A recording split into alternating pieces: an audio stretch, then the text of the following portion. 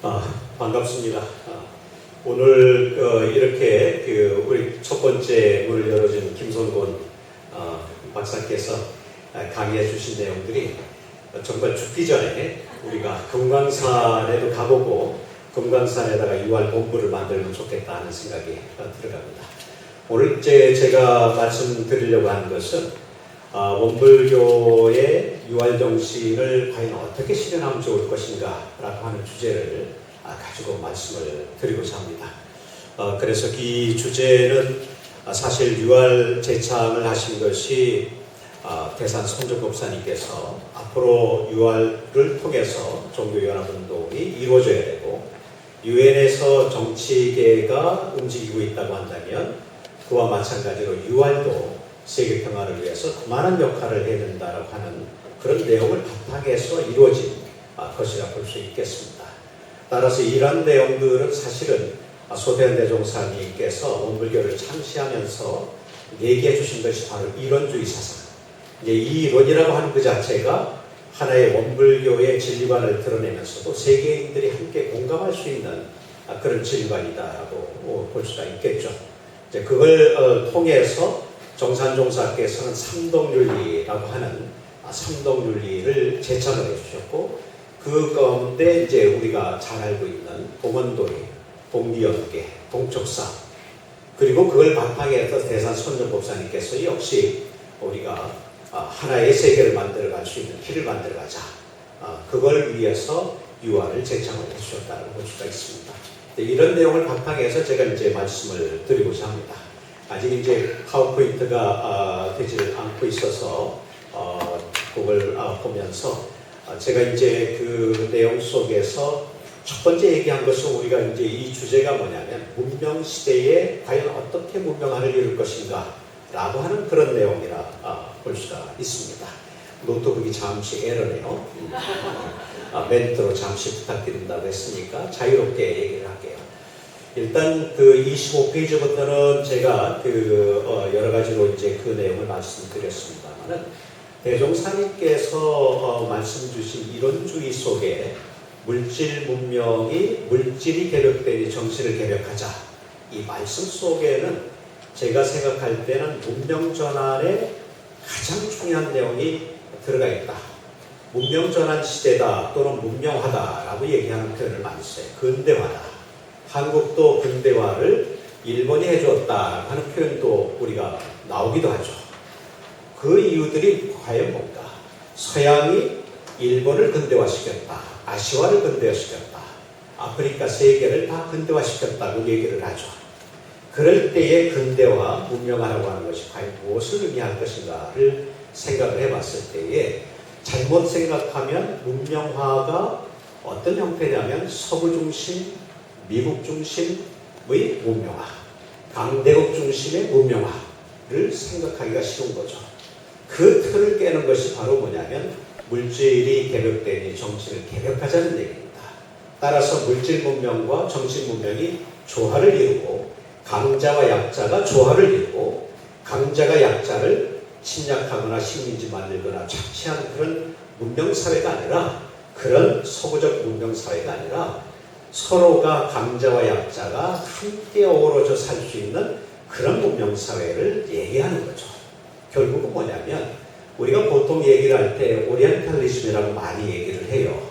넘겨도 되겠네요. 이제 잘 나오는 것 같네요. 문명 전환 시대의 종교와 평화. 그래서 제가 얘기하려고 하는 것이 뭐냐면 첫 번째는 문명화 또는 근대화라고 하는 부분에 대한 비판적 성찰을 우리가 하고서 가자라고 하는 얘기입니다. 그것에 대해서 올바르게 바라봤을 때에 새로운 어떤 문명 전환 시대의 원불교 역할이 강조가 될 수 있다라고 보는 것이고 그걸 과연 어떻게 우리가 실천해야 될 건가라고 하는 것이 이제 세 가지 주제입니다. 따라서 다양한 문명들이 이루어지는데 공식들이 있죠. 어떻게 보면 현대사회 문명화의 근대화 공식에 대한 근본적 성찰 그런데 서구 문명이 문명하고 근대화고 따라서 그걸 제일 많이 배운 데가 일본이라고 볼 수 있고 일본도 역시 그걸 통해서 결국은 뭐냐면 여기까지는 보이는데 가까이 가면은 이제 표시가 되지는 않네요. 결국은 그 속에서 뭐냐면 서구의 문명화를 가장 많이 받아들인 것이 일본이었고, 결국은 일본이 주장한 것 중에 하나가 뭐냐면 탈아론이라고 하는 것이 있어요. 탈아론이라고 하는 것은 뭐냐면 아시아를 우리는 벗어나겠다. 우리는 서구 유럽의 문명화를 받아들여서 근대화시켜서 우리는 아시아 국가가 아니다라고 하는 것을 강조하게 되고, 그런 강조 속에서 결국은 침략적 식민주의가 이루어지고, 그런 침략적 식민주의도 무엇을 바탕에서 이루어지느냐 하면 문명화, 근대화라고 하는 명분을 가지고서 하게 되는 겁니다. 그 다음, 자, 그런 과정에서 봤을 때에 우리가 그렇다고 해서 서구 문명을 근본적으로 다 부정할 일이 없어요. 서구 문명 사회가 가지고 있는 장점들이 있습니다. 그 중에 대표적인 것 하나를 얘기하면 시민 중심 사회예요. 민주사회가 이루어지고 여론들을 받아들이게 되고 다양한 시민들이 정치나 경제나 모든 것에 참여할 수 있는 그런 사회를 만들어가기 때문에 그건 정말 귀하고 좋은 의미라고 볼 수 있죠. 반면에 그런 부분에서는 뭐냐면 서구나 미국 중심의 근대화가 왜곡된 오리엔탈리즘을 우리가 만들어가고 있다. 결국은 우리가 우리를 바라볼 때도 뭐냐면 서구와 유럽에서 바라본 우리를 바라보고 있다는 것이죠. 아까 김성범 의원께서도 말씀하신 유엔을 가지고 얘기할 때도 유엔이 세계 평화를 위한 기구이지만 강대국 중심의 평화 유지라고 볼 수가 있는 거죠. 그 강대국 중심의 평화체제가 이루어지고 약소국 중심의 평화체제는 아니라고 볼 수가 있어요. 물론 그것까지 확산시켜서 나가는 데 중에 일부가 있죠. 유네스코 같은 것이 그렇습니다. 유네스코 같은 것이 결국은 뭐냐면 소수민족, 소수의 언어, 소수의 종교 이런 부분들을 강조하기 때문에 미국은 오히려 거기서 탈퇴를 해버리는 그런 현상도 우리가 볼 수가 있습니다. 그 다음 넘어가면, 자, 이것은 이제 제가 캐나다에 지난해 12월 달에 갔을 때의 세계종교의회에 사진 전시가 되어서 표현된 겁니다. 사진에서 보면 왼쪽은 인디안의 어린 소년, 오른쪽은 같은 사진인데 서구식의 옷을 입고 문명화되었다는 것을 강조하기 위한 거죠. 그리고 이것을 그 다음 우리가 봤을 때에 캐나다 원주민 또는 미국의 원주민들이 인디안들이 살고 있는데 그 땅의 원래 주인이 누굽니까? 인디안들이죠. 본토인들이죠. 그런데 서류로 만들어 놓지 않았어요. 여기 수많은 세월을 서류를 만들지 않고 문서로 만들지 않고 내 땅으로 사는 거죠. 그런데 미국과 캐나다에서는 역시 원주민들을 몰아내는 과정에서 서구 유럽 사람들에게 이주를 해오면 100만 평 정도의 땅을 주겠다. 아마 여러분들이 19세기 때 갔으면 100만 평의 부자가 됐을지도 모르겠어요. 그런 어떤 것을 통해서 서구 유럽 사회가 결국은 아시아뿐만 아니라 미국 사회 또는 캐나다 사회에 저렇게 정착되고 있는 걸 볼 수가 있습니다. 자, 이건 여러분들이 드물게 보는 것 중에 하나입니다. 아주 인기 있었던 것 중에 하나입니다. 동물원입니다. 인간동물원입니다. 아주 인기가 있어서 이것은 이제 유럽 사회에서 인간동물원의 흑인 소녀와 여러 가족들을 모아놓고 사람들이 구경을 하고 거기에 먹을 걸 주고 하는 모습을 우리가 볼 수 있죠. 그 다음 사진. 자, 이것을 가장 많이 또 받아들인 데가 어디냐? 일본이라 볼 수 있어요. 자, 일본에서는 뭐냐? 조선인 전시를 하게 됩니다. 1907년도 3월에 일본에서 열린 도쿄 권어 박람회에서 조선인을 전시를 하게 되죠. 많은 사람들이 모였어요. 그 다음 그러면서 조선인을 이렇게 하면서 또 다른 전시회에서는 뭐냐면 신문사에서 얘기하는 것이 조선동물 2마리가 있는데 아주 우습더라 라고 하는 것을 보도를 했었죠. 이것이 19세기, 20세기 초에 있었던 현상들을 우리가 볼 수 있습니다. 과연 이것을 우리가 얘기하고 있는 근대화, 문명화라고 하는 것을 우리가 어떻게 받아들일 것인가 라고 하는 겁니다. 따라서 이런 것에 대한 비판적 성찰을 우리가 근본적으로 가져갈 필요가 있다. 따라서 21세기 우리가 패권적 종속주의, 이제는 식민주의 만들지 않습니다. 식민지를 만들거나 다른 나라를 침략하거나 그렇게 하지 않습니다. 다른 형태의 어떻게 보면 땅을 통해서 식민지를 만드는 것이 아니라 종속적인 형태를 만들어서 새로운 식민 형태가 만들어지게 되는 거죠. 이것을 일컬어서 종속주의라고 얘기를 하게 됩니다. 따라서 이런 부분에서 제3의 보이지 않는 식민화, 종속화가 현대사회에 심각하고 있는 상태고 그 가운데에 우리나라가 그 중간에 서 있습니다. 그다음 그렇게 봤을 때 과연 우리가 어떻게 해야 될 건가라고 하는 거죠. 소태한 대종사님의 물질개벽, 정신개벽이라고 하는 그 주제는 결국 이 문명사회를 가장 강하게 돌릴 수 있는 지금까지 그 틀을 깨버리는, 지금까지의 공식을 깨버리는 새로운 공식을 만들어야 된다. 따라서 물질 문명과 정신 문명의 조화를 얘기했고, 그 다음 또 하나 얘기한 것이 뭐냐면 강자와 약자의 조화입니다. 강자와 약자가 어떻게 잘 살 수 있는가, 서로가 도와주면서 그런 문명사회가 중요하다고 보는 거죠. 이것도 간단한 사진이지만 원불교 수의단의 최고 의결기관, 남녀의 평등을 아무리 얘기해도 소용이 없습니다. 왜? 여자분들이 참여를 하지 않으면 그 남성 위주가 되는 거죠. 언어로는, 문서로는 남성의 어떻게 남녀 평등 사회를 하지만 조직사회에서 그게 되지 않으면 결국은 남녀 불평등이라고 볼 수 있어요. 원불교 수의단에는 그런 부분에서 출가와 재가가 함께 모이고, 물론 그 부분에서 수가 많고 적음이 있는 것이 이제 한계라고 볼 수 있지만, 그러면서 역시 남녀의 같이 모여서, 동수가 모여서 의사결정을 하는 최고 의결기관이라고 볼 수 있는 거죠. 이런 형태의 변화가 근본적으로 있어줘야 된다는 겁니다. 그 다음 역시 대산 선종법사님께서 결국은 요한 바오로 2세도 맞이하는 최고 책임자로서의 환영 인사도 하셨고, 그러면서 역시 종교연합운동을 앞장서서 운동을 하셨다. 이제 저희들이 대학 다닐 때는 항상 대산 선종법사님께서 유알 말씀을 하셨어요. 귀에 못이 박히도록 말씀을 하셨어요. 지금은 드물게 듣습니다. 그 중에서도 우리 사영진 교수님이 어떻게 보면 국제부장님 되시면서 조금씩 더 활성화가 되고 계시죠. 이 세대에 계시는 우리 어떻게 보면 오사님이나 진사님이 결국은 그것을 명맥을 유지해서 지금 그걸 실천하기 위한 노력들을 끊임없이 해오시기 때문에 이분 어떻게 보면 우리들의 세대가 어떻게 보면 뛴 세대이기도 해요. 정말 뛰어 있어요. 그것을 명맥을 유지하려고 여러분들하고 이런 자리를 만든 것이라고 볼 수가 있겠습니다. 자, 그러면 이제 시간이 많지 않기 때문에 저도 20분만 얘기를 해달라고 얘기를 들었기 때문에, 그리고 이제 같이 모여서 질의응답을 할 수 있는 시간을 만들면 좋겠다고 했기 때문에, 과연 원불교에서 얘기하고 있는 어떻게 보면 지속적인 발전, 또 타종교의 칭찬과 견제 동시에 유발할 수 있습니다. 원불교가 발전하면서 그렇게 될 수 있습니다. 그 가운데 하나가 뭐냐면 원불교 군종 활동에 대해서 부러움과 견제가 있습니다.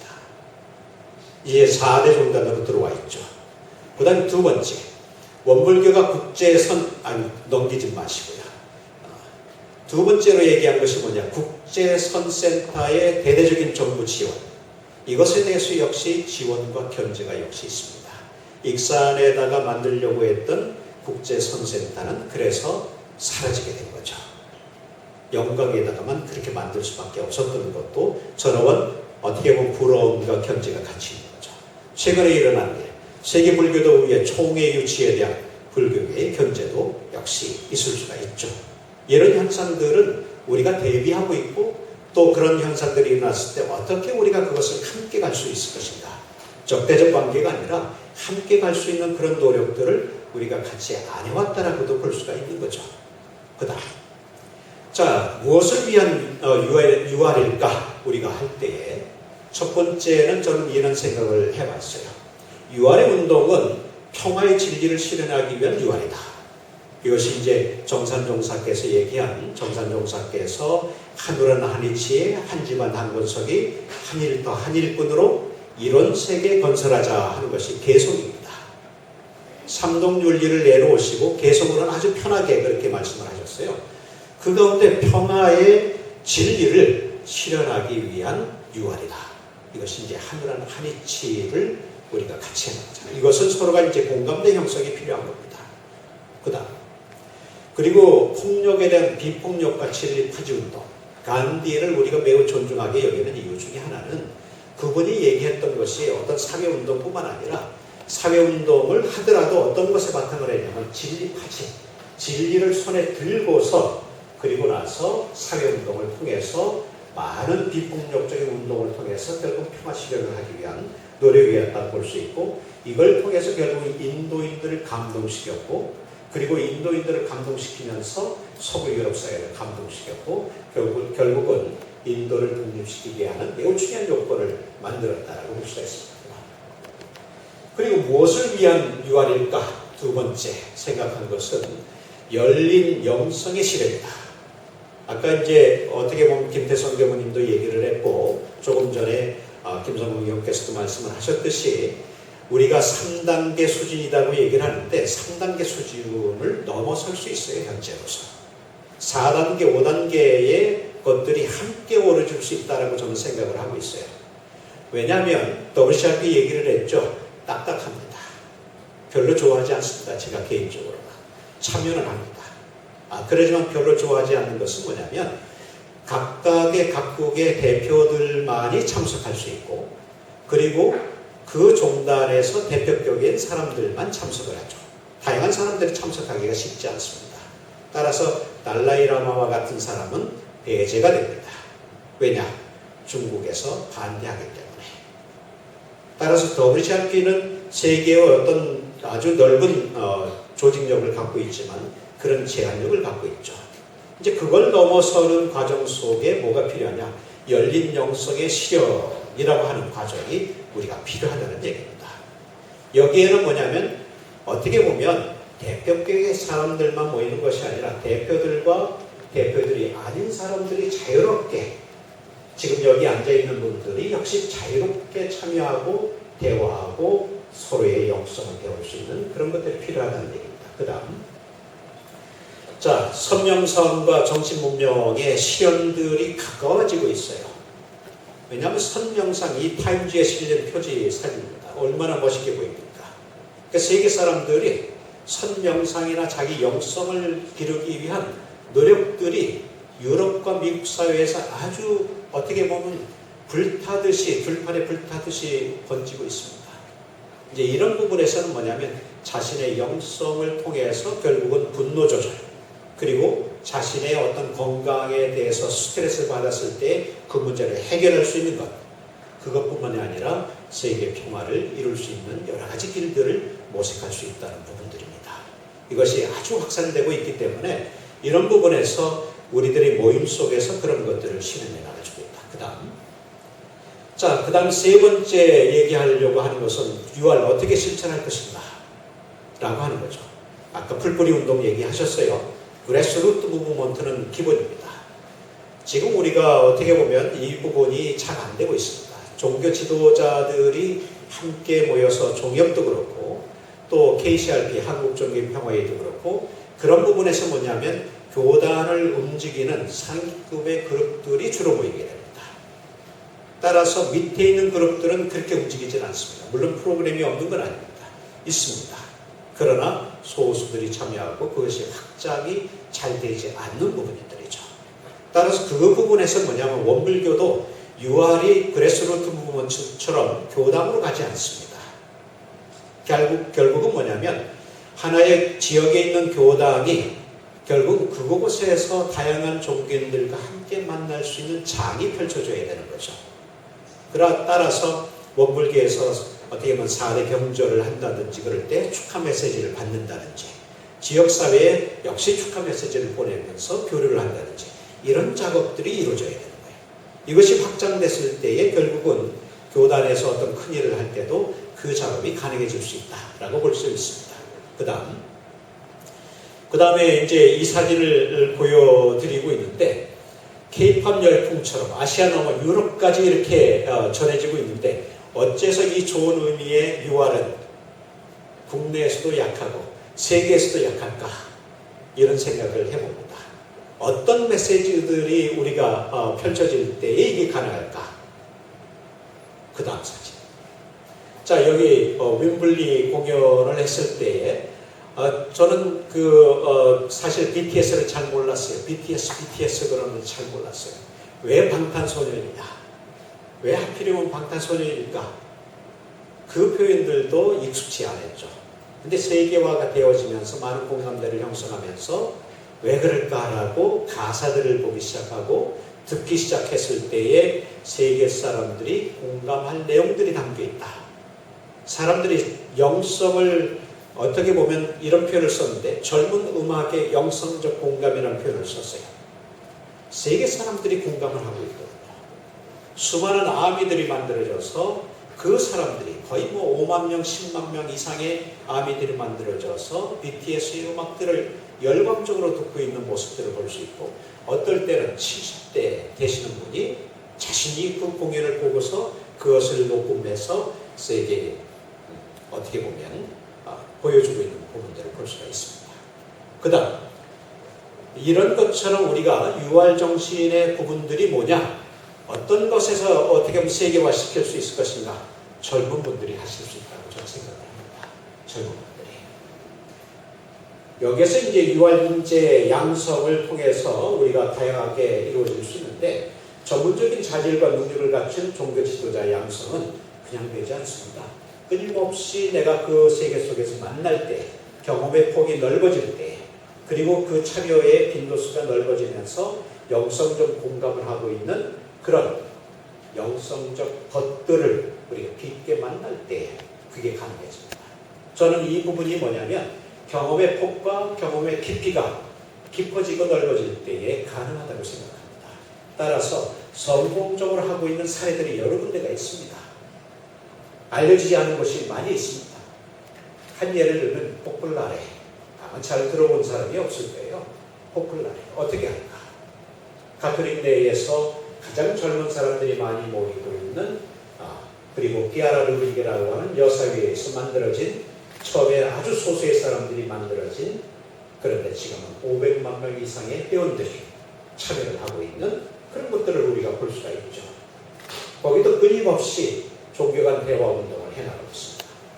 기독교와 불교 간의 대화 운동이 2년마다 끊임없이 이루어지고 기독교와 이슬람 간의 모임들이 끊임없이 이루어지고 기독교와 유대인들, 기독교와 불교인들 각각의 모임들이 계속해서 점차점차 그 깊이를 이해의 깊이가 깊어지는 가운데 모임이 이루어지고 그 가운데 한 6년 차에 한 번씩은 전체가 같이 모이는 형태가 이루어지고 있기 때문에 하나하나의 깊이가 깊어지면서 전체로 확산되는 내용들을 우리가 볼 수가 있죠. 그런 부분들을 우리가 볼 필요가 있어요. 자제공독회 대만에 있는데 자제공독회 처음에 비고니 스님이 시작해서 20여 명 모였습니다. 여성들을 중심으로 모였습니다. 지금 역시 세계적으로 500만 명 이상이 참여를 하고 있죠. 따라서 유활인재 양성은 다른 것이 아니에요. 여러분들이 깊게 그런 부분들을 참여할 수 있는 공간을 만들어드리는 것이 역시 국제부와 유활추진위에서 해야 됩니다. 아까 돈 없다고 그러셨어요. 근데 만들 수 있어요. 만들 수 있어요. 기금 있어요. 쓰실 수 있을지 모르겠습니다. 기금 있습니다. 그걸 통해서 자꾸 만들어가면 돼요. 쓰면서 어떻게 보면 그걸 만들어갈 수 있는 것이다. 그 다음 이제 사진, 며칠 전 사진입니다. 세계종교의회의 이 부분은 이제 지난 12월 달에 토론토에 모였을 때에 지금 이제 현상호 경우, 전철호 경우 이렇게 모인 사진을 볼 수 있는데 세계종교의회에 모였을 때 한 해 세션을 만들어서 한반도의 평화 문제와 그리고 종교 역할에 대해서 얘기를 했고 그 다음 그리고 이제 며칠 전에 종교 간 문명교류라고 하는 것을 여러분들도 이제 원불교 영산의 선학대 학생들도 참여를 해서 많이 도와줬고 또 익산에 있는 원광대학교의 예비교무들 도와주고 현상호 교무, 그 다음에 황상홍 교무, 그리고 전철우 교무, 그리고 박도현 교무 이런 분들이 두 번째 앉아 계시네. 이 젊은 분들이 30대, 40대의 교무님들이 다 주관하셨어요. 박수 한번 보내주시면 좋겠습니다. 제가 얼마나 기뻤는지 몰라요. 잠만 전환해드렸고 이걸 통해서 그 다음 사진도 한번 보여주시죠. 결국은 뭐냐면 다양한 사람들이 함께 모여서 2박 3일 동안 진중하게, 이런 모임들이 뭐냐면 중간에 빠지고 그러면 맥이 끊어집니다. 진중하게 2박 3일을 서로가 아침부터 저녁까지 같이 모여서 대화하는 거죠. 그 가운데 북한 사람들도, 북한에서 이주해 온 분들도 참여를 했어요. 나이가 많으신 분들도 참여를 하지만 청년들이 참여를 했습니다. 따라서 한반도 문제를, 평화의 문제를 직설적으로 자신이 체험했던 이야기들을 우리가 얘기를 했기 때문에 통역사는 울면서 통역을 했다 그래요. 통역사는 울면서 통역하기가 처음이었다라고 얘기를 하죠. 자, 그 다음. 그리고 조목사님을 배웠을 때 조목사님이 전한 말이 있습니다. 직접 여러분한테 전화를 못하는데 우리 여원 선생님 기억해요? 여원님도 조목사님이 하신 말씀, 종교 간 대화 어떻게 하면 될까? 대표들이 모이면 될까? 누가 오면 좋을까? 어떤 종교들이 모이면 좋을까? 그런 가운데 고민을 하셨다가 이처럼 모이면 되겠구나, 그 말씀하셨어요. 이것처럼 모이면 되겠구나. 그래서 이런 것들을 통해서 우리가 해나갈 수 있을 것이다 생각을 해봅니다. 그 다음, 결국은 우리가 소통하는 문화가 만들어져야 된다는 것입니다. 한국에서 발생한 원불교가 중심되어져서. 그 다음, 세계 종교인들이 함께 모여서 모일 수 있는데, 한국은 우리 어떻게 보면 김성우 의원께서 다양하게 얘기하는 가운데 갈등 관계도 얘기하셨지만, 중요한 건 뭐냐면 그 갈등 관계가 없는 건 아니에요. 없는 건 아니지만 우리나라처럼 잘 되는 데도 없습니다. 다양한 종교계가 이와 같이 모여서 다양한 모임들을 하는 나라가 드뭅니다. 어느 강한 어떤 종교, 그리고 그곳에서 주류 종교가 중심이 되어서서 다른 종교가 그냥 참여하는 정도에 그치는 정도입니다. 따라서 이 부분들을 우리가 생각을 하면서 앞으로 소통하는 문화가 필요하고, 그 소통하는 문화를 통해서 한국에서부터 시작해서 6월 정신운동을 실현하는 것이 매우 중요하다고 저는 생각을 합니다. 그 다음, 그래서 무엇을 위한 삶일까? 생명과 평화가 가득한 세상, 소유와 존재의 삶, 다 설명드리고 싶지는 않아요. 하고는 싶어도 시간이 없어서 종을 쳤으니까 어쨌든. 그러면서 제가 마무리하고 싶은 건 뭐냐면, 유아를 사랑하는 또는 유아를 사모하는 모임을 한번 만들자. 그래서 유사모를 한번 만들자. 그래서 당신과 당신을 서로가 사랑하면서도 유아의 유를 통해서 서로가 서로를 사랑하면서도 유아를 정말 사랑하는 이런 모임들을 통해서 자유롭게 우리가 나눌 수 있는 그런 공감의 장이 만들어지면 좋겠다, 이렇게 생각을 해봅니다. 고맙습니다. 네, 박도환 교수님의 너무 좋은 강연이었습니다.